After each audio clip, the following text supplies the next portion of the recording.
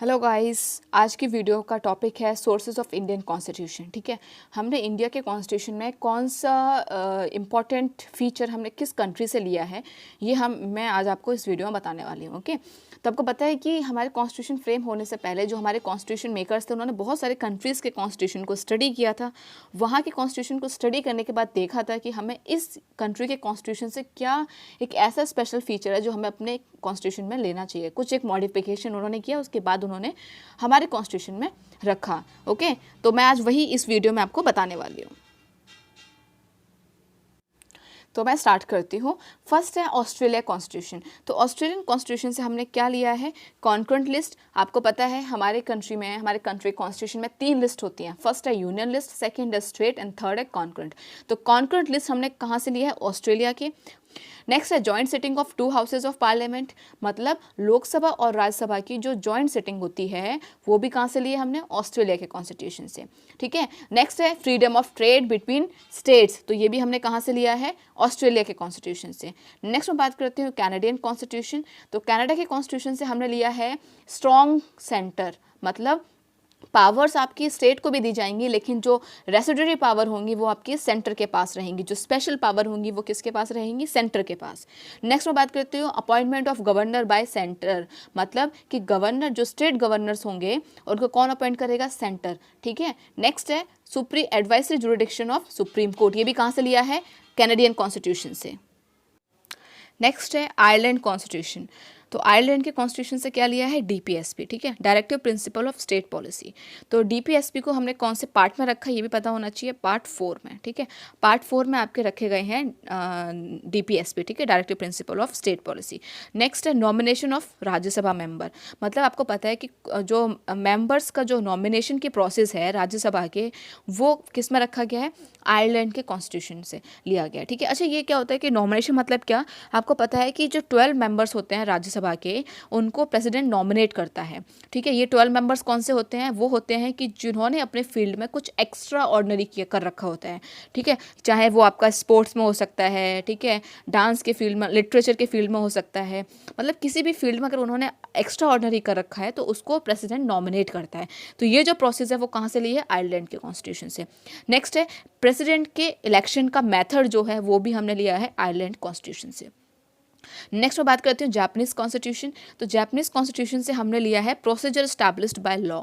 अब इसका मतलब क्या है, इसका मतलब है कि कोई भी लॉ तभी बनेगा, कोई भी अगर जैसे कोई भी लॉ अगर कोई भी स्पेसिफिक अगर कोई स्टेट गवर्नमेंट या सेंट्रल गवर्नमेंट कोई लॉ को अगर मतलब प्रस्तावित करती है, अगर वो रखती है, तो वो तभी लॉ बनेगा जब जो उसका प्रोसीजर हमारे कॉन्स्टिट्यूशन में मेंशन है, अगर उस प्रोसेस को फॉलो करके उन्होंने उसको पास किया होगा। ठीक है, जैसे कि आपको पता है कि बहुत सारे तरीके की मेजॉरिटी होती है, एक होती है स्पेशल मेजॉरिटी, एक होती है सिंपल मेजॉरिटी, तो वही यहाँ पे बात की गई है। ठीक है, नेक्स्ट मैं बात करती हूँ सोवियत यूनियन, जिसको अभी हम रशिया बोलते हैं। तो रशियन कॉन्स्टिट्यूशन से हमने लिया है फंडामेंटल ड्यूटीज़।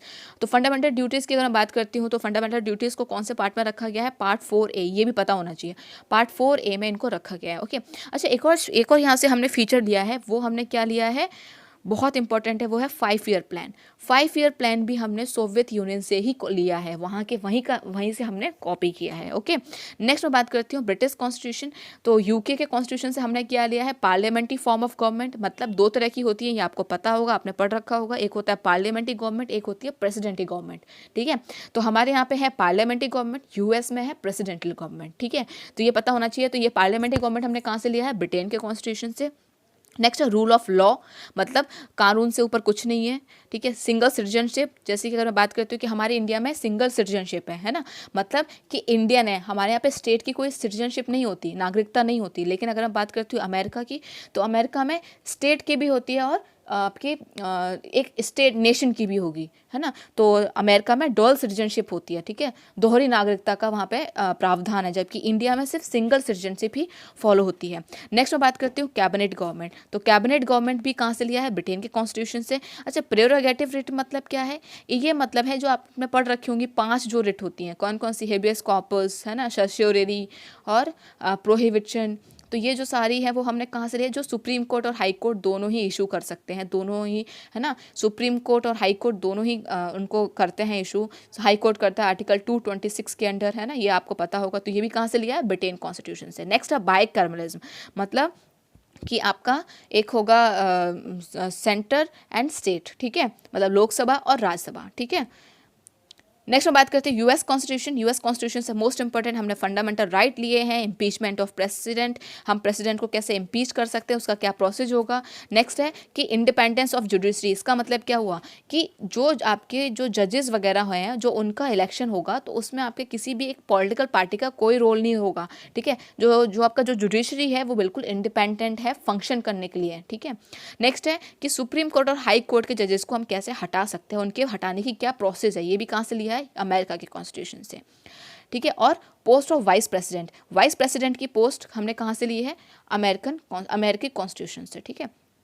नेक्स्ट मैं बात करती हूँ जर्मनी। तो जर्मनी से हमने क्या लिया है कि इमरजेंसी के टाइम पे फंडामेंटल राइट्स का सस्पेंशन, ठीक है। सारे ही फंडामेंटल राइट्स सस्पेंड हो जाते हैं सिर्फ 2 फंडामेंटल राइट्स को छोड़ के। वो कौन से हैं, आर्टिकल 20 और आर्टिकल 21, ये दोनों ही आर्टिकल्स को छोड़ के बाकी सारे ही फंडामेंटल राइट्स आपके सस्पेंड हो जाते हैं। नेक्स्ट मैं बात करती हूँ साउथ अफ्रीका। साउथ अफ्रीका से हमने क्या लिया है, एक लिया है हमने, हम अपने कॉन्स्टिट्यूशन में अमेंड कर सकते हैं, ठीक है। तो अमेंडमेंट की जो प्रोसेस है वो हमने लिया है साउथ अफ्रीका से। कौन से आर्टिकल में दिया है अमेंडमेंट, 368, ये भी पता होना चाहिए, आर्टिकल 368। नेक्स्ट है कि राज्यसभा के जो मेंबर है उनका इलेक्शन का प्रोसेस, यहाँ पे नॉमिनेटेड मेंबर नहीं बोला इन्होंने, सिर्फ बोला है राज्यसभा के मेंबर्स के इलेक्शन का प्रोसेस, ओके।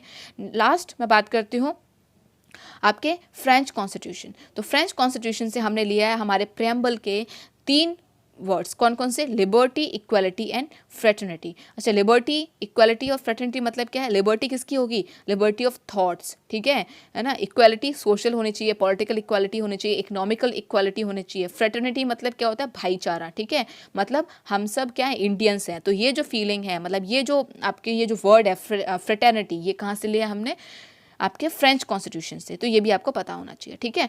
तो होप आपको ये वीडियो पसंद आई होगी, आपको समझ में भी आया होगा, ये टॉपिक बहुत इंपॉर्टेंट है। अगर आपको पसंद आती है please do like this video, share this video and to subscribe to my channel. Thank you so much.